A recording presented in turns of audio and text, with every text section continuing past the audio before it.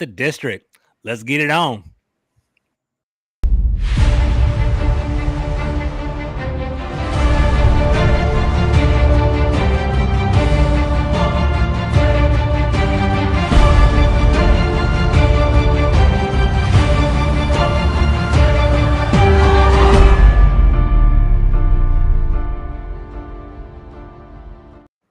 Good morning, everybody. It's a pleasure to join you guys, and thank you for dialing in. I'm here with Ref the District today, and I'm really excited to have a Commanders Roundtable to kind of touch base on everything that's happened this offseason.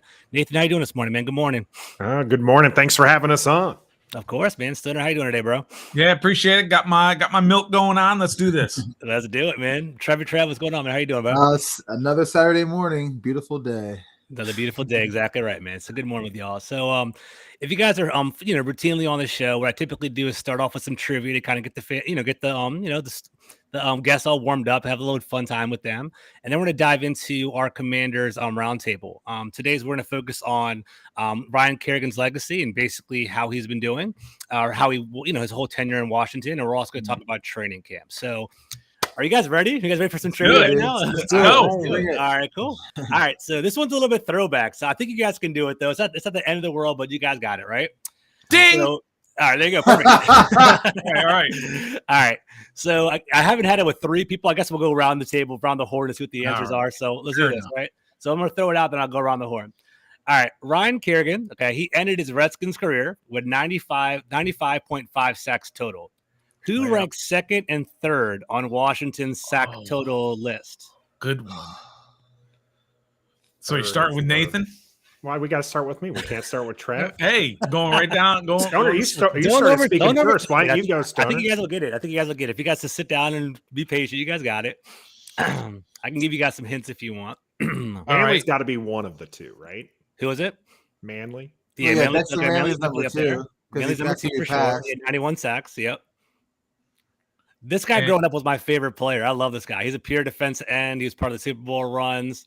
Charles Mann. It's got to be Charles Mann. Exactly. Yeah, Charles Mann. Manly and Mann are the only two I can think of. Whether or not they're which one's two, which one's three is the. Just for the listeners and for you guys. So basically, Ryan Kerrigan 95.5 sacks, Dexter Manley 91 sacks, Charles Mann 82. Okay, this is an interesting one. I'm going to ask you this one. It's going to be, actually, I won't want to say anything too much. Then I'm going to go back to it. Question number 2.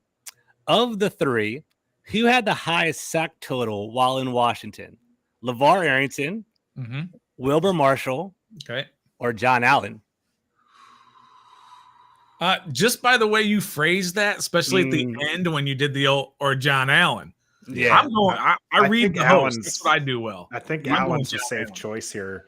Arrington didn't actually have that great. I'm going with Wilbur Marshall just because of the name. So honestly, if someone asked me that question, I would have answered Wilbur Marshall. Okay, it just seems like the logical choice. And the fun fact, when I played football in middle school, my number was 58 for Wilbur Marshall. I love that guy. But the answer was Jonathan Allen. I was surprised by that. So I was doing a little bit of research, and it was LeVar Arrington, 22.5 sacks. Okay, yeah, there you go. Wilbur Marshall, 24.5, and he actually played a lot of time in Chicago too. So I guess that kind of carried some of the sacks over. And then finally, John Allen. Okay, so you guys are doing pretty good. Okay, good job, Stoner. Good intuition by you. I like that. Yeah, no, I didn't pick that up. I don't play. That's why I'm great at poker. I can read people like a book. Let's go. I've not seen him win poker at his house once. Just for the just keeping it real. Just keeping it real. All right, this one should be a layup. Okay, I'll try to throw a little softball to you guys. Where did Ryan Kerrigan go to college? That's easy. Yeah. He's a Purdue Boilermaker. Purdue Boilermaker. Okay, that was an easy one. Yeah. All right, so we have 2 more questions. All right.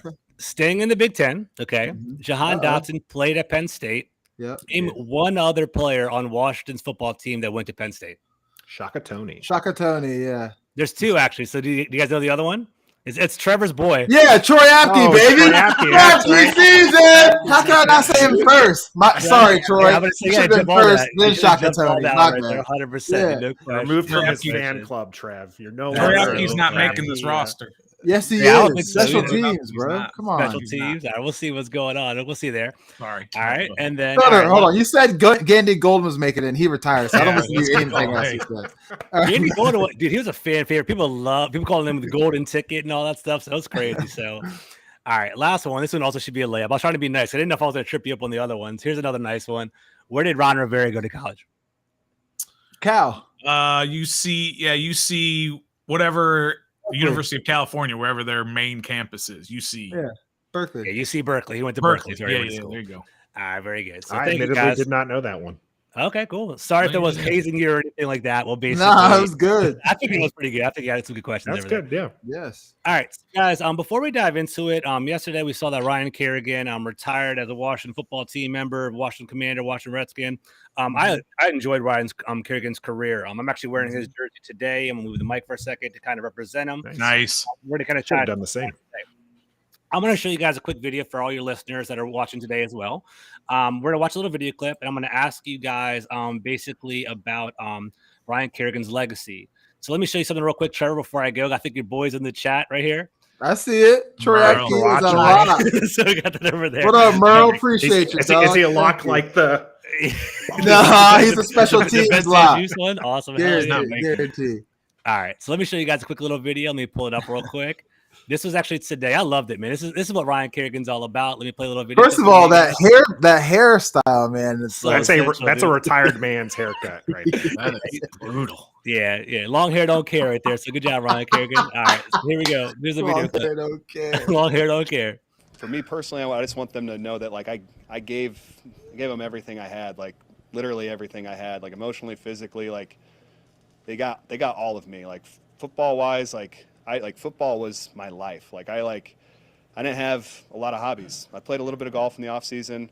I got, a wife and 3 daughters, but like other than that, it was all about football. It was how's this daily decision going to help me with football? Like, okay, I'm waking up in the morning, I'm eating breakfast. Okay, how's this breakfast going to help me with football? And like, that's how I approached every day of my football career.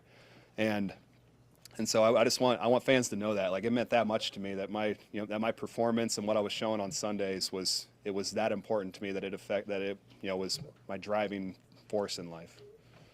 For me personally. All right, so that was a great quote that I saw this morning. I figured I would love to share it on the podcast. So I'm gonna start off with you, Nathan, and then we'll kind of work our way around. We can go 2 ways with the question, right? Either what is your favorite like Ryan Kerrigan play that kind of stood out to you, that kind of resonates you'll never forget, or what is his legacy that you kind of consider with him, like after he's like walked away from our team? I think I'll go with the legacy side of the house. So, because I Sure. can't necessarily really think of anything like any one play. I mean, there's been a couple that's been shared. Shout out P-Dub there. But so like the commander shared, a good play from his first game. There's of course the strip sack. Preston Smith got the touchdown. Mm-hmm. So there's a couple good ones like that. But I think his lasting legacy is just, man, he's one of those guys. They constantly use the phrase high motor, right? Mm-hmm. Like he wasn't the quickest. He didn't have any really flashy moves, but he just was relentless. He just didn't stop. And I think that's going to be his legacy. He talked about it in his presser there. He just gave it his all. And you can see that on the tape. He just kept fighting, never took a play off. And so I think that's going to be his legacy. I feel kind of bad for him because I think when he left Washington, people were talking about how he was not really the sack leader for Washington because they, of course, they didn't count sacks for all of the careers of the number 2 and 3 that we listed. And so people were trying to diminish what he did here. And I feel that's not fair to him because he did, he spent 10 years with the team and he did give it all. I agree. I do feel like there was kind of like an unceremonious like exit for him. I love the guy, and I thought like obviously cut from the team and released, but at the same time, he had a long, pretty fruitful career here in DC, so I can definitely see that. Stoner, what do you got, bro? You know what he was, Ryan Kerrigan? He was Terry McLaurin before Terry McLaurin. He was the guy who everybody loved. Nobody ever had a problem with anything he did on and off the field. Consummate professional. Was revered by his teammates. When he got to be the elder statesman of the defense, he was the guy that mentored other defenders, the young guys coming in, the defensive ends, the Montez Sweats and Chase Youngs, and they couldn't stop raving about him. I think that should be his legacy, that he was Terry McLaurin before Terry McLaurin, and we have to appreciate what he did. He was a number 1 pick, first-round draft pick out of Purdue, and all he did was produce. He wasn't super flashy, but he was reliable. How many games in a row did he start? I mean, it was a bazillion. It was like 10 years straight Yeah, he had a lot. Play. He was like never 150, missed 160 games. Exactly right. Exactly right. Yeah, so it was exactly what you want when you draft a guy. How many busts does this team have? Ryan Kerrigan was on the exact opposite end of that rope. He was perfect. It was exactly what they wanted. So it was great to see his entire career, minus the 1 year in Philly. We'll forgive him for that. But that was awesome. He was great, and his name will be up there in the Ring of Honor, Ring of Fame, whatever you want to call it. He'll probably get, his number retired someday, maybe. I definitely think so. Yeah. But yeah, he was great. Loved every bit of him.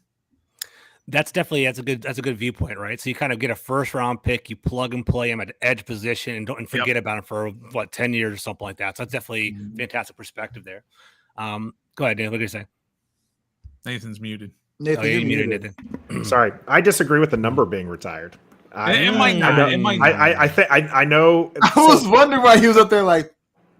Yeah, pissed off about I did some typing because I wanted to pull up his stats, so I did some typing and I put myself on mute. But then gotcha. Stoner's talking about the number being retired, and I've heard this from multiple people right now, and I get the sentiment. I have the man's jersey myself. I feel bad because George, you're wearing it. I'm not. I am wearing an old Redskins shirt, but he's not going to go into the Hall of Fame, right? Like, this is the Hall of Very Good. He was a great Washington, absolutely belongs in the Hall of Fame and or the Hall of or the Ring of Fame, Ring of Honor, Ring of Fame. Yeah. But I don't think retiring his jersey is appropriate because honestly, you would retire someone like Mann or Manley before you would retire Kerrigan's because they won championships while they're here and produced. Yeah, there's a lot of other guys. So I think that there's a lot of love going out to Kerrigan today because he's retired, and which is great because there was the animosity when he went to the Eagles.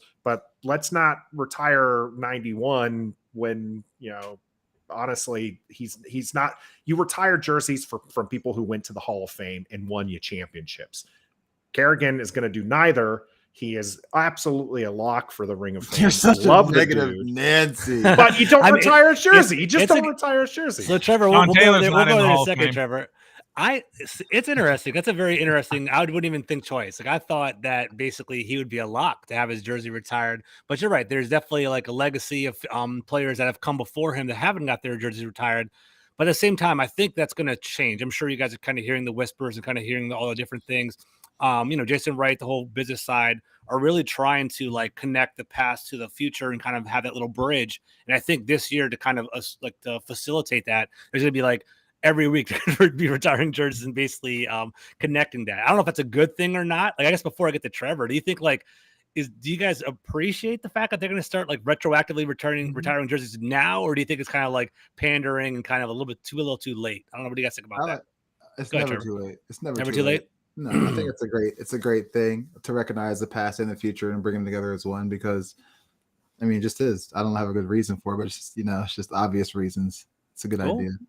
And Trevor, well, before we go back to Kerrigan for you, Nathan and Sinner, you have any perspective on that? Yeah, you absolutely have to continue to connect to the past. We as fans, we complain about that, right? That we don't have that connection, that we've just kind of sort of separated from the past. But as Merle's saying, you've got the Art Monks and Brian Mitchells and the Joe Theismanns and the Darryl Greens and the John Riggins. None of those numbers are retired. They need to do that. And I don't think it's pandering to anybody.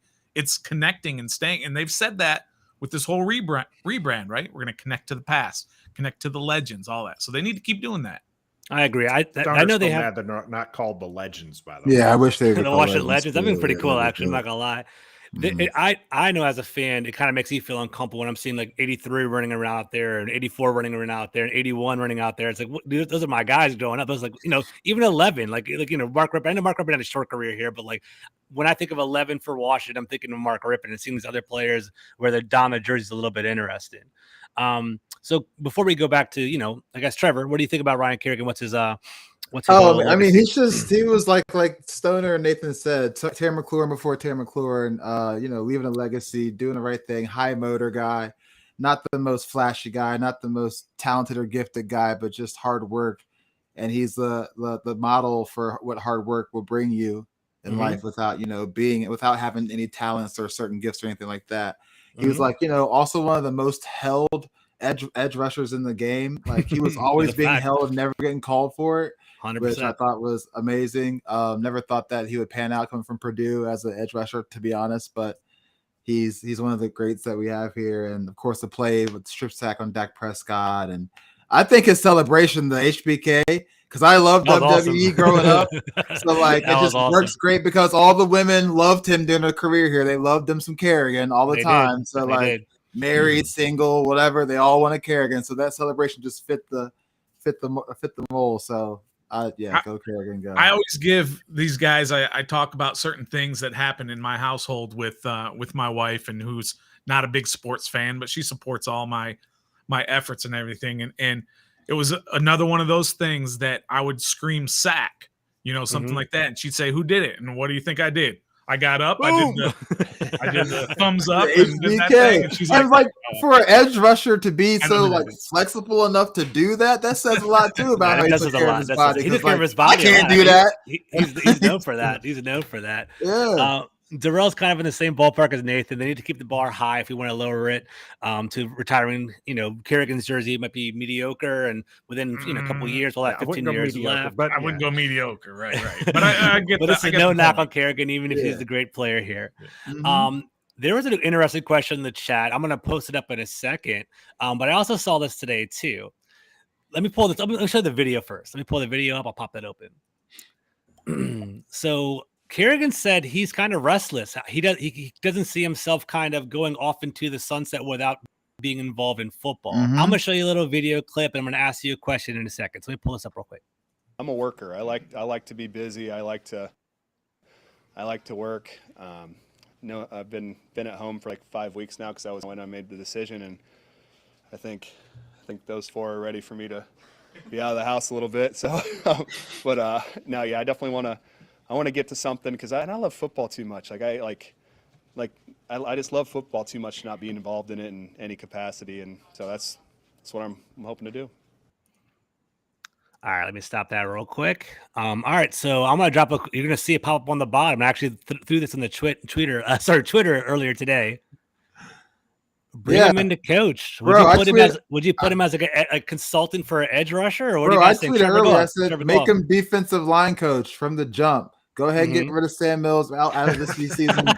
Seriously, I mean, he's literally the epitome of what we want from our defensive line. When he was there, like he helped Chase Young be the guy who he's supposed to be before injury. Like all the other guys, the Ron Payne, John Allen's, like they thrived off of him. And even the offensive guys started off to him. You heard Terry McLaurin like took care of his body and dieted the way that Kerrigan did. Like took a couple of things from him to help upon himself. So like, heck yeah, bring him in. Don't even not assistant to the assistant. Like you bring him either assistant DL or just make him head DL coach. That's what I think.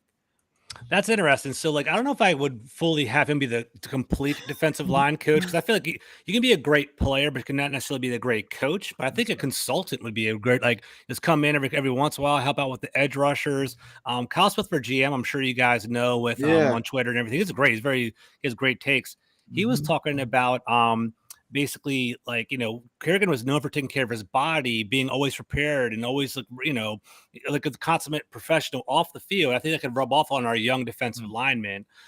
Stoner, what do you think, man? I think Mrs. Perry's in the chat. What's up, Miss Perry? Yeah. Go ahead. I think that might be a little premature until you know what he is as a coach, because you have no idea if he can coach or not. You know who he is. You know he's good at everything he does.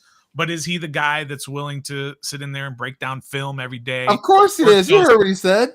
Work those 16-hour days that these coaches work and everything that goes into that day after day after day after week. He's ready. No, but you don't know that. You got to find that out first. So how you going to find that out? The only way you find out is if you hire him.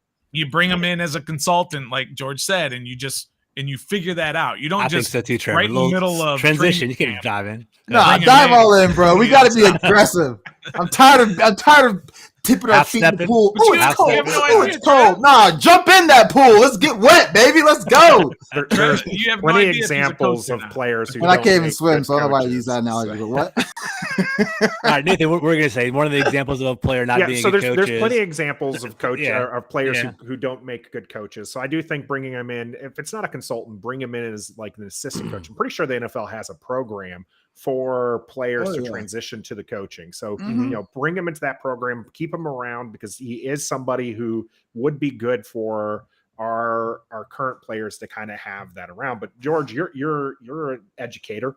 You know that there's like special things that go into doing that. And so he does need to learn those things because it's not just about him watching tape and being a good player. Now he has to be able to bring that to the other. So I think it's worth pursuing. I definitely want to see it happen, but I agree with you guys that it's going to take some time. Now, Stoner, as far as like him wanting to be a part of the grind, I'm with Trev on this one. The guy just told us like he eats, breathes, sleeps football. He's definitely willing to put in that time. And Stoner related a little bit to you and soon to be me, right? You see a lot of this with retired military members.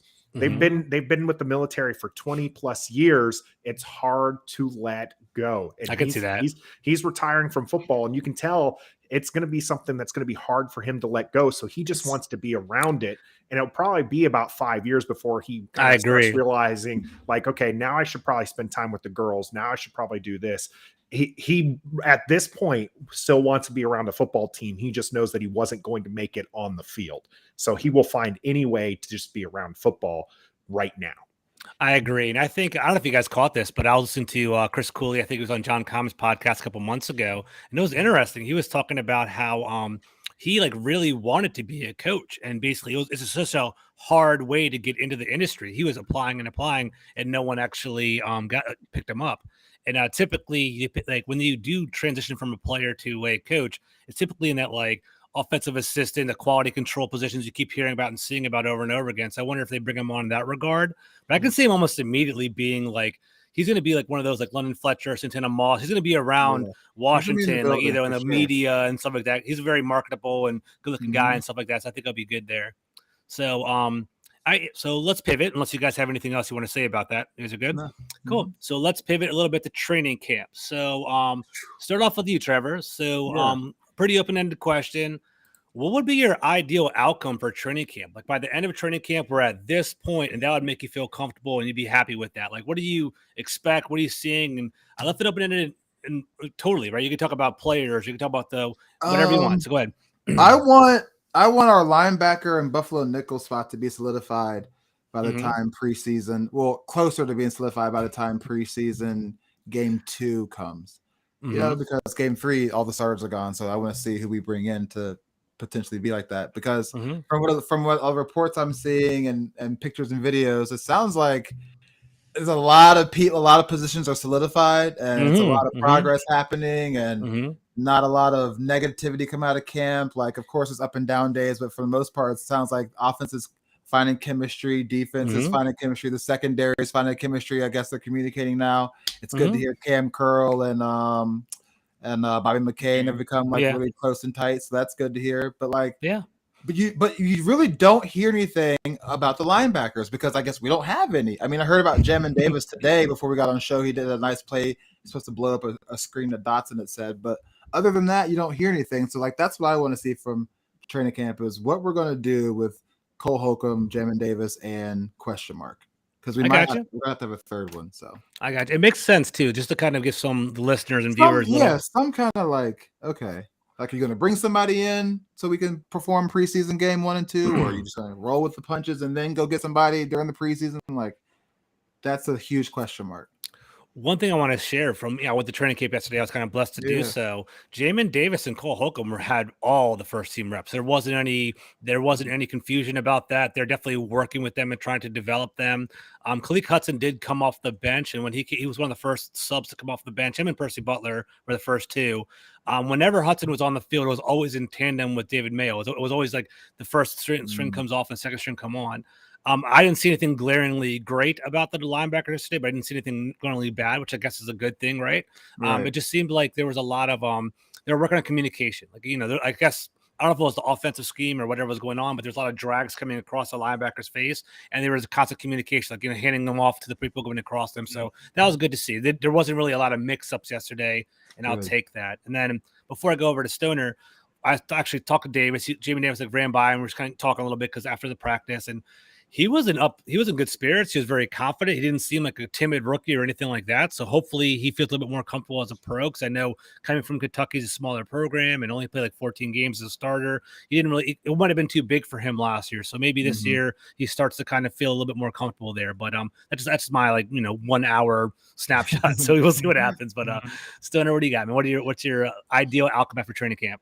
Yeah, I think strategically on the field sort of thing, Trev hit on that Buffalo nickel / third linebacker is what everybody wants the team to figure out. Whatever it is, tell us that Percy Butler is that guy, or tell us you're going to bring in another linebacker to play that third line. Whatever it is, figure it out so that it doesn't hang over everybody. But kind of an overall picture, two things. I think Gus Bus hit it there earlier, is the injuries. Right now, you don't have any major injuries that you're worried about, right? Knock on wood. Let's not have anything major go down. And you don't have anybody other than maybe Chase Young with the major rehab that he's dealing with that's really going to miss any significant time that we're concerned about for this season, right? That's the big thing, injuries. But second of all, I want to get out of training camp with everybody feeling good about the quarterback in this offense. Just feeling good. It doesn't have to be that they're dominating, that he's lighting up practice every day. Last year, you didn't feel that. Everybody had high hopes for Fitzpatrick, but it was very they just weren't clicking. Even in the preseason, it just weren't clicking. The offense wasn't quite clicking. And everyone says, don't worry. You're right, actually. Fitzpatrick was pretty erratic. And I remember I was excited about Fitzpatrick, good, right? but it was like we barely could score. If I remember correctly, I think I think all three of us were at a preseason game together. We're like, dude, we haven't scored a touchdown in 3 games. Like, what is going on? This is awful. But go ahead. But let's just get out of camp with feeling good about Carson Wentz in this offense. I like that. That we don't have any issues. It's going to be fine. Everybody looks good. Command of the offense, all that good stuff. Those are the two big things: injuries and for sure. Carson Wentz / offense. I agree, especially to our high end guys too. I think I was on with the Burgundy Zone yesterday. I was on their podcast, and they asked me is it a concern that a lot of Gibson's out, and maybe the Trey Turner was out yesterday, and is it a concern that the starters are not necessarily practicing right now? I didn't think it was a big deal. I'm like, you know what? It's so early in training camp. You kind of want the players to kind of get some rep time with different chemistry and build get exposure, especially to the younger guys. I wanted that, so I'm not really worried about it so far. So stay healthy, work together, make sure our depth's good. I hope our high end guys can stay healthy, as you mentioned. But good. Nathan, what do you got, bro? I mean, I'm just going to echo everything you guys are talking about, right? So the biggest thing is you want to walk away with no injuries to anybody, key starters especially, and the defense has been outperforming the offense, but we expect that to be happening at this stage, right? So the defense didn't have a lot of turnover. You got a new QB and a lot of new offensive tools. So the offense is going to take some time. So I'm not too concerned about that, but kind of what Stoner's talking about, I would like to see at least one day where Wentz has a good day. So Stoner's been keeping track far of Carson Wentz's good days or bad days. And I don't think there's been one single good day, Trev. I think it's always been, he was a little inaccurate today, but he has some zing, right? Keep hearing the arm is live. And you can see that in some of the, I watched your video, George, on some of those passes. You can tell those passes are not quite finding their intended target. Now, granted, when you're throwing to Terry McLaurin or Dotson, these guys are they're going to get those passes. So hopefully, though, they start coming in target, because that's something I think will really help improve. But I don't need to see that really until those preseason games start. That's going to take some time to build. The linebackers, I'm not so concerned about getting a name guy. If the communication with the defense can stay strong, which so far we've heard it, you know, you can get by with some Jags as long as you're communicating and working as one. So if the defense keeps moving in that direction, I'll be happy. And if we can keep hearing that, because you can have mayonnaise out there as your his name is Miracle Whip, David Miracle Whip. You can have Miracle Whip out there. You don't want anything. You're going to want get him covering abused. anything. It makes sense. You're going to, you know, if they're out of position, that's when you're going to get abused. But they're at least in the spot. They're at least going to be decent. They might be, you know, bend don't break again, but at least you're going to be fine. And as I've mentioned before, the third safety is more important than that third linebacker. I agree with that. I think that we have some.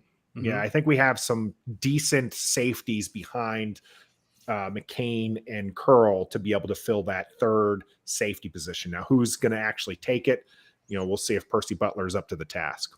I agree. So you definitely brought up a good point. I didn't want to, like, you know, I guess I should plug it, but basically I made a video yesterday. I went to training camp, and that's one takeaway that I had was I saw Carson Wentz, and I've been high on Carson Wentz this entire time. And I don't want to cause any angst in the fan base at all, but it was interesting. People kept talking all offseason about how Carson Wentz needs a big target, someone with a big catch rate, is because he isn't always the most 100% accurate. And like, I wouldn't say his balls were completely off. It was like, it would just be high or a little bit low and things like that. And with Dotson and McLaurin, they definitely can adjust to catch the ball. But it was something that I noticed. And if you actually watch the video and, you know, look at my feed, there was a video I made about a 4-minute clip. And the second throw was like, it was almost like a putt. It was like 20 yards above John Dotson. I was like, what is going on? And it was definitely eye-opening to me.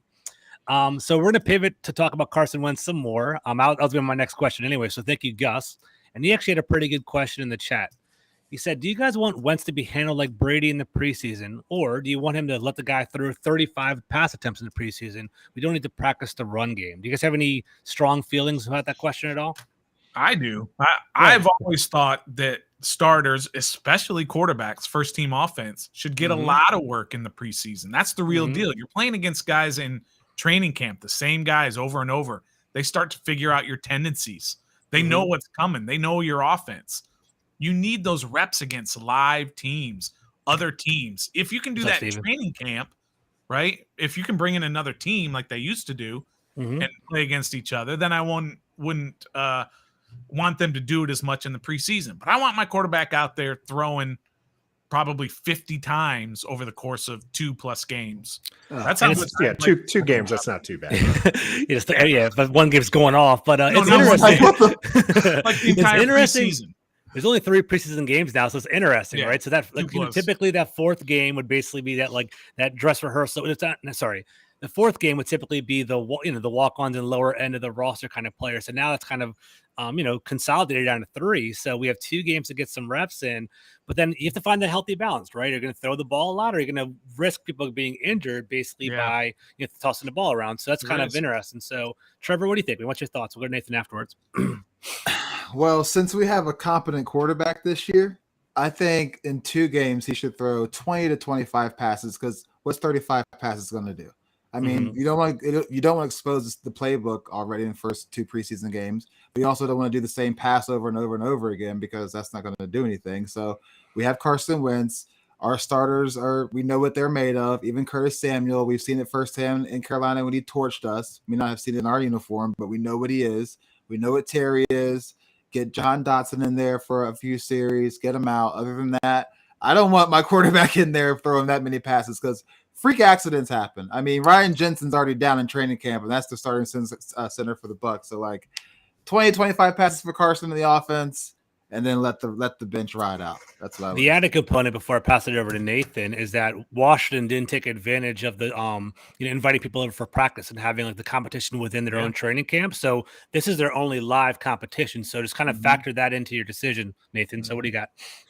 So I'm actually with Stoner on this one. I think that I want to see a lot of Carson Wentz, but Trev, you have a point. And Trey Z, shout out to him in the chat there. With the high catches, increases chance for injury. So I don't want to see the playmakers, the offensive playmakers out there, but Carson Wentz needs the time, and the line, I think, needs the time, especially with the 2 new guards. So I would like to see that unit, the line and Carson Wentz, get a lot of time together and pass blocking and get that confidence heading into the season. George, you talked about it last year, right? When that preseason, we were like 3 games in, the offense wasn't clicking, and Fitzpatrick wasn't getting a whole lot of time. They kept him. They kept very reserved on that, and it led to the offense being stale coming out the gates in season in the open against the Chargers. And then, of course, he got injured. So I would like to see some more work with Carson Wentz in the line in the preseason, so that way they're ready come game one against the Jaguars. I don't want to have any kind of rust to have to knock off and anything like that. They need the time. Now, the playmakers, you know what you're going to get from Terry. Dotson will probably see a little bit more time, but we better be seeing a lot of Cam Sims, a lot of Dax Milne. We better be seeing Dax. in the preseason. I like Cam Sims. You don't like Cam Sims, Trevor? For some reason, I just don't. I like him. I hated on him for a while, but he grew on me. I like him. I think he just doesn't do it for me. I don't know why. He comes in a pinch. It's like he's not expected to do a lot, but then he's your fifth receiver. And he comes in and he does pretty well. I agree. But I also thought Trevor may have contradicted his own point there when he talked about Ryan Jensen from the Bucs getting hurt in a non-pad, non-contact training camp. You can get hurt at any time. So I know you do. You just got to go out there and you just got to get these guys how we are with. Look what we just dealt with last year with injuries and COVID. I'd rather just go in there with the healthiest we can be ever, rather than that's fair. Just because we want to see Carson Wentz. But if you rest them too much, Trev, they're probably going to be more at risk for injury. There's some conditioning they do. There's some live speed of the game definitely affects things, I think. It does, but getting hit, you got to get hit. But Carson's been hit before. Hell, he's been injured his whole damn career. So we don't need to have him out there. Come on, guys. Here, let's say let me do one thing. We'll go back to Carson Wentz again. So, executive producer JP definitely threw something in the chat. Just says Dotson handling the ball scares me. He's a lot of ball handling. We'll see how that goes. Yesterday, watch. We can go that route. I'm not going to go that route. I don't know her like that. But I was going to say, Dotson was like him and Dax Milne were our primary punt returners. So I think he's going to get some. He's going to get some reps. Like he's going to be on the. Dax Milne's making the squad, Stoner. That's so funny. So it's funny that your girl. I was going to say that my next comment was that people were Mr. Studio. People were yelling that at training camp. I said it was hilarious. That's why he's making it stand alone for that reason. Just for that. That's so funny. Yeah, Moxie, right? Yeah. So I think the whole narrative of this season is going to be Carson Wentz's production and the rising of our defense. Is our defense actually going to play well? I think it's going to be what carries us throughout the year. Trevor, we'll start off with you. What is your confidence level with Carson Wentz? And just for sakes, 1 through 10, how confident are you in him? And then where do you see him? Do you see him as QB 15? Do you see as up? Does he have a higher ceiling? What do you got? So what's your thoughts on him? I'm gonna go 7.5, maybe an 8, just because we've seen what he's capable of doing, MVP caliber before the injuries, all that stuff. He's a really good quarterback. I know when we played him, we sacked him a lot, but also he escaped from us too a lot. He was very elusive, and like you said, the accuracy thing is kind of whatever. The freak accident, he's in a pinch and just throws a left-hand interception, that stuff kind of freaks me out. But other than that, we know he has an arm. We know he can win games. We know he can move the ball down the field. We know he can score us points. We've seen it in the Colts and Philly, and even in training camp right now. So my confidence is a 7.5 and 8. Last year with Heineke, we didn't know where we were getting. Just a kid with moxie is all we knew. That's it. Gotcha. So as far as quarterback in the league, 15 to 20, I guess. 15 is probably the highest where I would rank him right now. Okay. 20 would be the lowest just because of the injuries and the all the stuff, the negative stuff the media is portraying. But stats, he has the stats to be a top 15. I mean, he only threw 7 picks last year and 27 touchdowns. I mean, that's not bad. And for a run dominant offense too, without that many wide receiver weapons as he has now. So, I mean, he looks the part too. I'm not gonna lie. He's a big boy. I saw him in person. Man, we actually have a professional quarterback. It was nice. He's huge. Stoner, what do you got? I agree with a lot of what Trev says. I put him in the confidence level of about a 7.5. And just to be fair, that's all this team really needs. If you win 7 games with the competition that they had to deal with last year, the top 5 most difficult schedule, and you won 7 games with Taylor Heineke out there throwing and Garrett Gilbert and Kyle Allen. Yeah, all those guys, right? Now you have the easier schedule. You have a more potent offense. You've got more weapons, assuming everybody stays healthy. And you've got a professional quarterback back there with the arm to do it. Why would you think that this team would be the same or worse. Mhm. They would have to be better. They would have to be in that 8, 9, 10 range at a minimum. I would say 8 as a minimum, really. I think it's a logic for most people in our area, but thinking about the team. And that schedule, look, you can say all you want about the quarterbacks or the schedule, and everybody's getting better in the offseason. That's fine. But would you rather face the guys like Aaron Rodgers and Josh Allen and Patrick Mahomes and Justin Herbert, or would you rather face Davis Mills, Justin Fields, Jared Goff, Trevor Lawrence, guys like that? That's who you want to face if you had a choice. They're all good. They're all professionals. They all get paid. That's true, but it's just a lot easier schedule. I agree. Nathan, what about you, bud? Yeah, I'm going to go just a half point lower than those two. I'm at a 7 on the confidence level for him. I wasn't really excited about the trade. My favorite part of the whole Wentz deal is the fact that they haven't restructured the contract.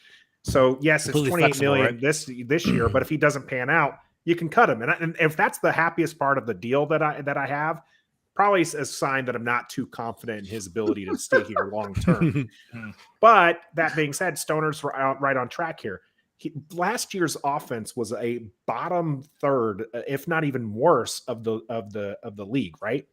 Carson Wentz is an improvement. If Carson Wentz is the 16th best quarterback and this offense is like the 18th best offense in the league, you're winning more games this year, especially if the defense returns back to some form of good, right? Not even top 5, top 10 defense with an 18th ranked overall offense.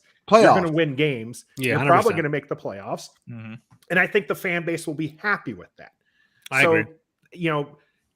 Is Carson Wentz, the reason why I'm not as higher than a 7 on Carson Wentz is because I do think there's a lot of questions to his game. We're seeing some of that in training camp with the accuracy is not quite where you want it to be. You know that he's a risk taker.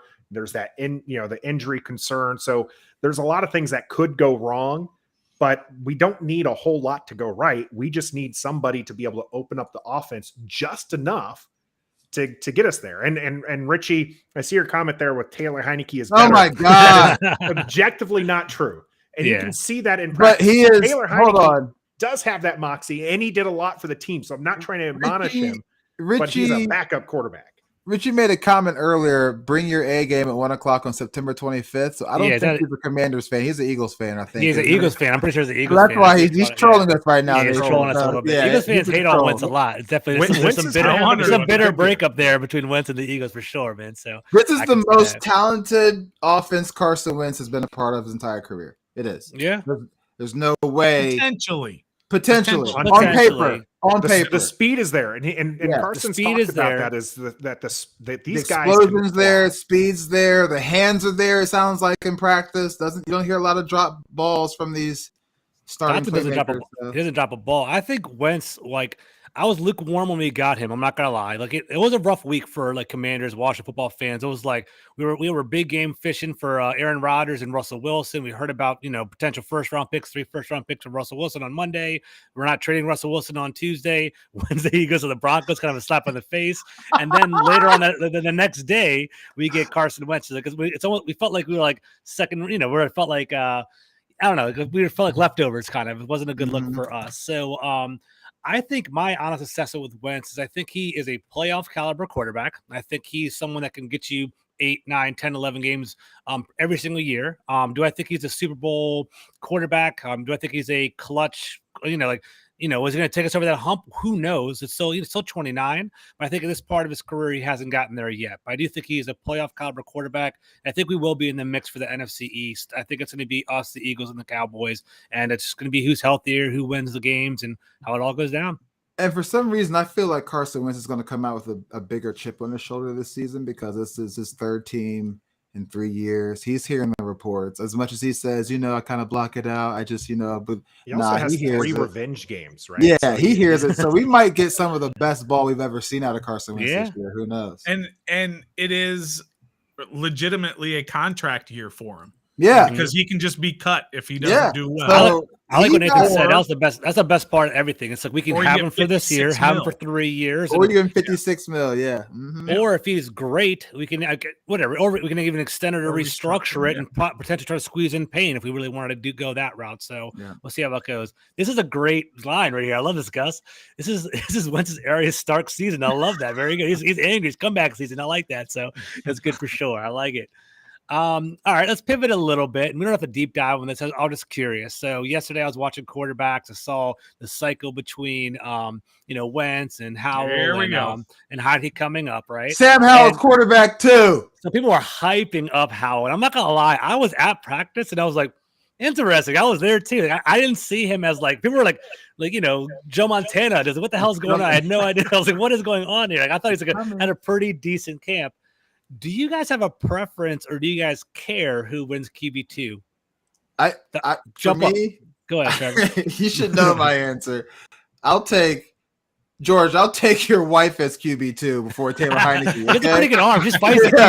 Yeah. I know that was no diss to her. Like that was the compliment. Like yeah. So yeah, Sam Howell. But like even with the reports coming out and all you guys going there and talking about it, like, and I called this from the beginning. I'm like, Sam Howell is going to be a quarterback too by the time it's over and done with this season.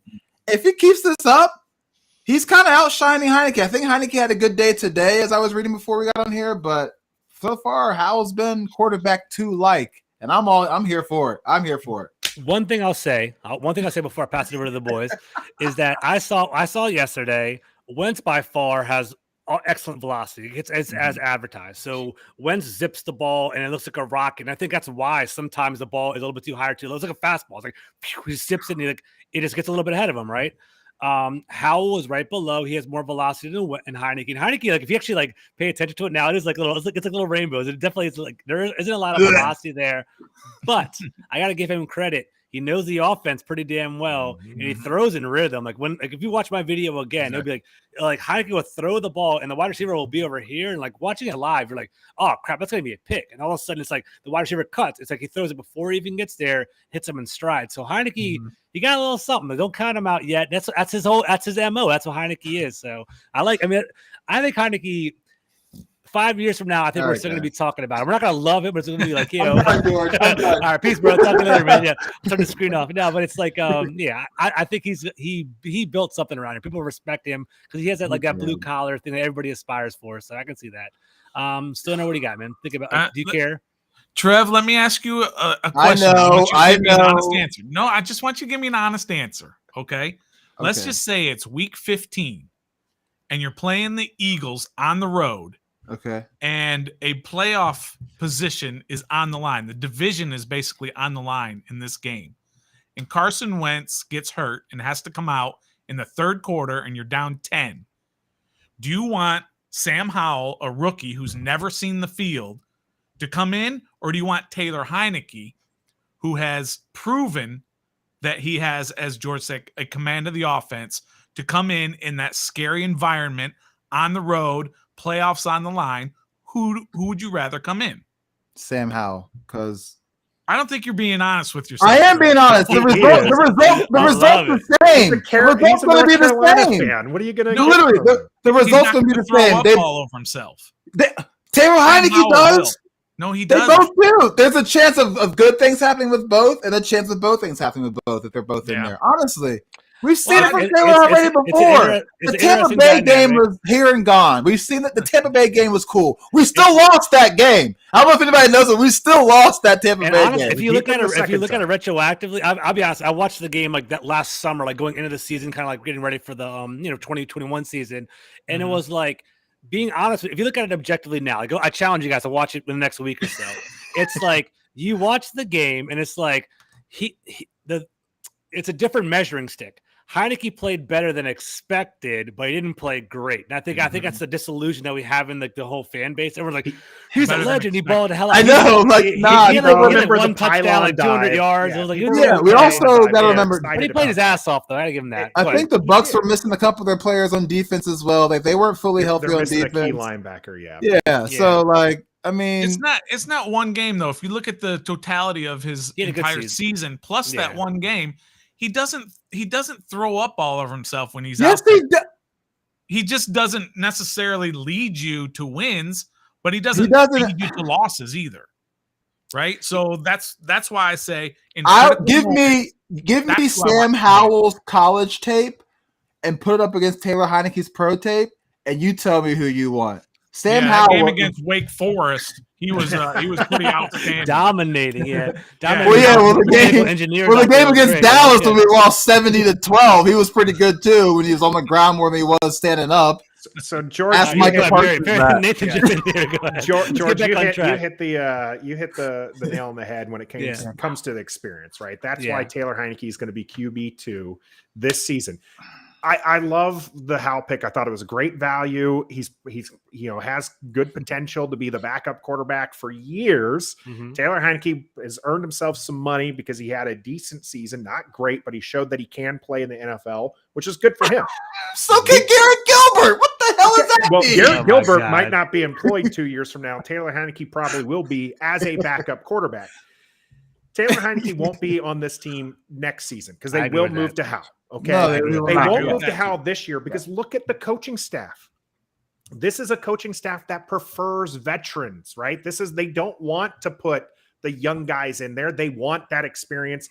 So Taylor, is that narrative still true though? We got Sam Howell. We drafted a quarterback this year. Okay, but you're not starting a fifth rounder, right? You're not going to do that over. I think they'll start for a quarterback. They want a veteran quarterback, but I feel like they like in regard to coaching, they like to kind of go young these days. Right? I feel like they do have a very young staff, and we went over each of the positions, and I think they have very few people north of 30, right? Mm-hmm. But they always go with those experience. And you look at, they kept Bostic last season, right? Mm-hmm. They're going to keep Taylor Heineke. They're going to keep him as the number 2 because if Carson Wentz goes down, they just want somebody to keep afloat. Now, if the season goes sideways, like Carson Wentz goes down, they're 1-7, then they're going to throw out Howell because there's no point in. No, they're going to throw out Heineke for his audition tape for other teams. That's what's going to happen. No, they won't. And someone asked about whether or not he's got some trade bait to him, Heineke. If you can't trade Jimmy G, you're not going to trade Taylor. I agree. He's more valuable to our team than the other teams. So guys, we've had some awesome conversations. I had 5 more questions, but we're gonna have to cut it out because we've been going deep dive into some other things. I want to be done in about an hour. Real quick roundabout. Is there any scenario in where you would move away from Wentz for this season? This season? This season. Let's put Howell in. Let's put Heineke. Is there any way they would see that for happening? No. Okay. They paid. I'm kind of with you, Trevor. I think you got to kind of. You have to. They paid that man almost $30 million. He can throw up over himself for $30 million. We'll let it ride. There's no way that we can't do that. When you're talking about evaluating the other players, you're just going to put in the guy who's giving yourself the best chance to do that, right? So, if we're looking at replacing Wentz, because again, let's say we're 1-7 or 0-8, like that one guy said that we were going to be finished 3-13, right? Mm-hmm. This is where you're probably still playing Wentz because he still gives you the best chance to win, and he also gives you the best chance to actually evaluate the other players. Mm-hmm. Because we saw that with Taylor Heineke. You're not going to see whether or not De'Ami Brown can actually do those long routes that he's known for, because Taylor Heineke's not going to be able to get them balls. Well, you know who can get him that potentially long ball? How, and that's probably the only way you see it go from. You're not going to go from Wentz to Heineke unless Wentz has been really bad and they're still in contention for a playoff spot. And you're not going to see Wentz get benched for Howell unless the whole team's been really bad and you're in full on evaluation mode. But if that happens, punt the season. Then I expect a wholesale change, right? No Wentz, no Rivera, no you're just going to clean house entirely. And we're looking at quarterback in the first round next year. QB in the first round, so Howell isn't even going to be the guy here. I agree. All right, last 2 questions so we can kind of wrap it up. So, real quick, right? So going into training camp, so is there one player that you're really high on going into training camp? And is there one person that you're really low on going into training camp? And let's hear it. So let's kind of go back the other way. We usually Trevor to Nathan first. We'll go around. Nathan, what do you got? A player that I'm high on is obviously Sammis Reyes. I really now Gandy. He's kidding, right? He's kidding, right? Now that Gandy Golden's out, Sammis Reyes actually might have a chance. Probably not. I'm actually hearing Hodges has been having a really good camp. So that tight Will end Turner group, is going nuts. He's going awesome. Yeah, I think that the tight end group is going to flesh out where you're going to see Logan Thomas, Bates, Cole Turner, and then I think Hodges is probably your next one out of that group. So it'll be interesting to see how it plays out. But Hodges is probably one that I'm going to keep looking at, and Stoner and I are going to be there Monday, so I'll be keeping an eye on that. As far as somebody I'm down on, I don't really have a good answer for that because I think that so far they've been performing to where they need them. I would like to hear more from Percy Butler. So maybe that's my answer here, is because I haven't heard much from him. A lot of more hopeful. A lot of people were talking, I wanted a safety in the second round, and they went with Mathis. So when we got Percy Butler, a lot of people were excited, and I just haven't seen that excitement translate to what we're hearing from camp. So that's probably the one that I'm kind of down on. I'm with you. There were definitely some safety. I think it was Brisker, right? Jaquan Brisker. Yeah, Brisker was right definitely there, floating around there. Also, I saw that for sure. All right, Stoner, what about you, bud? Yeah, my guy, and I was on this guy before any of you Yahoos was on this guy, but Cam Curl, right? That's who I'm most excited about. I'm excited about him getting to that next level that everybody knows about him. We all know about him. We've seen him, right? So I'm excited for him to make that next step, maybe a Pro Bowl nomination, something like that, to where everybody in the country knows about Cam Curl. So that's what I'm most high on, excited about. The one that I'm not, and are we going to try and hide this? Are we going to try and not talk about it because we don't want to be negative? But come on, Jamin Davis needs to do something. He needs to step up. He needs to prove that he was worthy of the 19th pick, who nobody had heard of until they drafted him and maybe overdrafted him, whatever. He's got to step up, but I'm not. That's fair. I'm not high on him. I'm not. I don't want to be negative. Sorry, but I'm just not. Yeah, high me on too. Davis. I want to jock so bad. Yeah, me too. All right, Trevor, you're up, bud. Cole Turner's a player I'm high on ever since the draft. He's just a tight end. He's got the build for it, the hair for it, the route running for it, hands for it. Said he takes pride in red zone touchdowns. So that's what you like to hear from, especially from a rookie. You like to hear that he takes pride in something on the football field already. So that's cool. Player I'm down on, I'm kind of like, I don't really have one really, but I guess as a whole, minus Cole Holcomb, is the linebacking group. I'm down on that. I have zero confidence in it really. No offense to Jamin and Cole, but like Cole is a really polished number 2 guy. Like he would take Jamin Davis' spot, and if we had number 1, that'd be awesome. But I just think we're really thin on that, and teams exposed that and saw that with us last year. And I think if we don't do something about it, the same thing's going to happen again. So I can see that. Linebacking group. Hey, Gus, to alleviate some stress, he said he was pretty low on J.D. McKissick. Wentz won't check the ball down. I can see that potentially because that is the narrative that we keep hearing. But McKissick was featured a lot yesterday. Actually, I saw him. This playbook's going to be crazy, bro. Yeah, everybody's going to touch the ball. Everybody is. Yeah. And they were actually being targeted. I actually pulled it up because I saw Gus's comment there. So Jonathan Taylor and Hines were targeted 51 and 57 times last year. And 108. And so 80 receptions between the two of them. So I think that there will still be some opportunities for J.D. McKissick. And I think that J.D. is just one of those electric players where he doesn't need to have a whole lot of touches to be effective. And I think actually keeping him healthy is going to be better, because you saw when he went out, the offense did change, right? He's a great third back to have, because you can actually run him and he can get some decent yards especially when defenses aren't expecting it. He's a player that you can move out wide and expect some good things for. And he's somebody you can just dump the ball off and expect a game-winning touchdown against Atlanta. So I think we're going to see some good things from JD still. He doesn't need 80 receptions to be effective. If he gets 40 to 60, I think we're still going to be happy with JD McKissick, especially for what the team's paying him. He was noticeably quick too. And I saw it's different. He's 23 now as opposed to number 41. So I was watching practice today. I was like, damn, who's that? 23, like, trying to put it together. And he was quick. He was shifty. Yeah. They were moving him around. I think he was on a jet sweep one time, and he touches the ball. So I think McKissick will still be featured in the game. All right, last question. Another kind of breaking news that we kind of saw yesterday. We kind of knew this was coming. All of us are definitely have our ears to the ground with this. But Chase Young, okay, We know that Chase Young, he had like a leg graft on his opposing knee, and he had reconstructive surgery on his ACL. So he basically has a long rehab.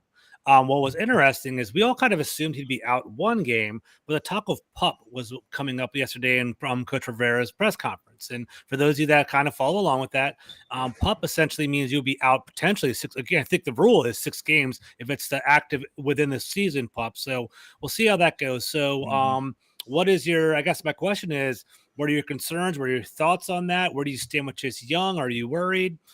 Trevor, start off with you. And what do you got, man? No, I'm not worried. I don't think it'll be PUP. I think they just floating that around a little bit of smoke. And it is what it is, but he's definitely missing game 1. We got to bet on this. I see him coming back week 3, maybe 4. Okay. I don't think PUP though. Okay, week 3 or 4. Okay. Stoner, what do you got? Yeah, well, that's a big change of direction there, Trev, from the well, I heard it because Rivera said he's missing game 1, so I can't be like, nah, whatever coach says is BS. He's gonna be I can't say that. Yeah. So like that's fair. Nathan's about the only one that thinks he's gonna land on the PUP. I don't know if he will. He probably will. He'll probably miss 6 weeks. My original stance on it was he's coming back for the Green Bay game, which I believe is week 8, something in that name. That was my original stance, but I had moved it up and thought he might miss like 3 or 4 games, miss the first month. He's going to miss significant time, but I don't think it's a big deal. I think that's standard. It's fine. He's got to recover. He's got to rehab. He's got to get he's already walking 100% healthy. He looks healthy, but that's what's interesting to me. You see, like, well, you're right. Walking and stretching is a different animal. Yeah. I've torn my ACL before. I'm not the level of athlete Chase Young is by any means, but basically within like 6 months, I was playing basketball, but pickup basketball, whatever. This guy's doing squats on Instagram and doing these explosive drills and things like that. So I'm like, I don't know where the disconnect is, but granted, professional level, things are a lot more at a faster speed, and maybe I got to be more sensitive to that. But I just feel like I don't know where another month would go. But I guess I don't know. It's just interesting. I always thought week 1, like 6 more weeks, he'd be ready week 1 just by like all the progress he's been. Like he's walking around, no crutch, no brace, around like, no limp. Yeah. Like so there's definitely a difference between walking and playing. I know, but like there's some conditioning to this too, right? So it's not just the fact that he can do the squats on Instagram and anything. It's actually again, game speed's going to be different. Actually being hit, being tackled and stuff. You don't want to risk re-injury. That's why I think he's going to end up on the PUP. Just like those reports. It's not just because I have $1 riding on it. I'm going to take Trev's dollar. I'm going to take Stoner's dollar. I'm going to win it back. I got 17 chances to win it back. But I'm not worried about it. I'm with Stoner on this one. I don't think it's that big of a deal. You want him to come back healthy. If this team is fighting for a playoff spot, it's more important he's there at the end of the season than he is the beginning of the season. If they make the playoffs, you want him healthy and ready for the playoffs. That makes sense. I'm not going to be worried until we're 6 games into him playing and whether or not he looks right from there. Okay. Gotcha. If he is the defensive rookie Chase Young that we saw, then great. If he is the Chase Young that we saw kind of, struggle to find his spot last year before being injured, then it's just like, okay, what's going on with Chase? That's when we're needing to worry, but he needs to get healthy first. And that's what I want to see. It will be a distraction. It will every week. It will be a distraction. It will be a talking point. We all will talk about it every single week. Mm-hmm. Is Chase Young ready? When is he going to be ready? When is he going to get off the PUP, not off the PUP list, but when is he going to be active on game day? We're going to talk about it and talk about it and talk about it. And the coaches are going to get sick of it. Chase Young's going to get sick of it. Fans are going to get sick of it. But it is a distraction when you have basically one of the faces of your franchise is not playing out there. That's all. Ron Rivera definitely was getting feisty yesterday. I don't know if you guys caught that. He was getting sassy with the media about that. He's already angry about it before it goes. Exactly. All right. Especially they were like, "Are you going to handle all the injuries like this?" He was like, "Yes." Tony P did a super chat on our channel. I want to first appreciate everybody who's been out on the Ref the District channel. Make sure you go out to Full Press Coverage. That's George's channel, and make sure that you support them because they're really good. George is a great person. In the super chat, he does ask. So thanks for that, for the $2. Who We'll has talk the about best that in the wide future. receivers, running backs, and tight ends? We'll definitely answer that because I know George was trying to keep us to an hour here. So Yeah, man, it's Yeah, Saturday. we'll talk about that. So I just want to acknowledge, Tony. We'll get to your question probably on our channel, especially because we got some time, and George has his time. It's all good. All right, so to kind of wrap it all up, it's one quick sentence or one quick quick summary. All right, give me one bold claim about this offseason, like a surprise cut or a win prediction or something like that. What's one bold claim that you want to stick a flag on the dirt before we sign off today? I got one. Go ahead, Trevor. Jeremy Reeves is going to be cut for good this offseason. Okay. Probably going to Interesting. happen. Yeah. I don't know. Okay. My prediction is that I will get Ashburned again. I hope every not. year. It happens Garrett, every year. not. I'm going to be way up here on this team because I see it and we talk about it and we get all excited, and then we're going to get let down, which was what usually happens. I hope not, but I'm definitely going to get Ashburn, which means I'm going to be way up here when the season That's starts. the Washington way, unfortunately. Hope it doesn't go that way this year. We'll see how it goes. And then Nathan, what do you got, bro? Gibson will have more yards on less carries by the end of the season. That's what I'm going to predict. More efficient? Okay, I can see It's that. gonna be Very more good. efficient. All right, guys. Another All right. one. You have another one? Go ahead, real quick, Trevor, before we can start off. Go ahead. Antonio Gibson fumbles 5 times within the first 4 games, and Brian Oh Robinson my becomes God. running back 1. I'll take that. Get I'll him, take get him Wow, off okay. that. $1,000. I'll Yeah. take that. Let's bet. see. Why we got to be negative? This is the positive season. Stoner said we're going to get let down, but you didn't say anything to him. That's true. No, I said He didn't predict 5 fumbles in 4 games. It's happening. That's funny. All right, fellas. It's kind of hard because all three of you guys are kind of connected, but drop your socials, what upcoming products you have, talk about your channel. Go ahead, guys. Yeah, so we're Ref the District. I'm Nathan. That's Stoner, and that's Trev right there. We actually have a big product coming out Monday. That is an interview with Kenny Mayne, legendary ESPN anchor for years. It's our After the Whistle product where we're going to talk to him about more than just sports. We're talking to him about his life, what he's got going on. So you can check that out on Monday the 1st. We're Ref the District all over the place, so you can check us out on our YouTube channel. Of course, we have, looks like we have about 26 people on right now. We appreciate those people supporting us. Again, go out and check out George's channels, the full press coverage, everything you see there. We stream live every Wednesday at 7:30 Eastern, not on that West Coast time that George tweeted out this morning. And every Wednesday, 7:30, and we'll answer that question from the super chat on there. So thanks, Tony P, for that. Yeah, and guys, honestly, thank you for jumping on today. I love Ref the District. I've known them in person. I've met them a couple of times. I've known them for years. It's actually great having you on. Feels like family on here. Definitely, busting jokes back and forth. I love that. So thank you for jumping on, especially on a Saturday morning. I know how hard that is. And for those of you listening, my Twitter handle is @gcarmi21. I also host the FBC Commanders handle, so definitely check that out. I'm definitely growing my channel. So Full Press Commanders is my YouTube channel. Please follow that. I only have about 18 videos, and I love to have the interaction that I've had with this chat. It's been fantastic. So thank you guys for everything. So guys, have a great rest of the Saturday. Take care and peace out. Be a fan.